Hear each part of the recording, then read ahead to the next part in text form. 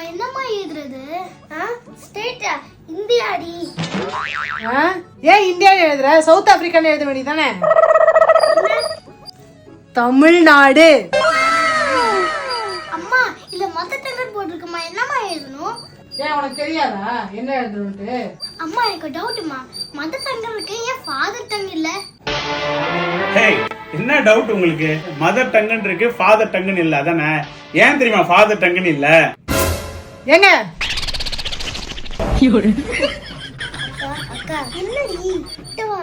ஃபார்ம்ல mother tongue இருக்கு, father tongue ஏன் என்ன தெரியுமா? ஏன்? ஏன்னா மதர் தான் ஃபாதரை பேச விட மாட்டேங்கிறாங்களே.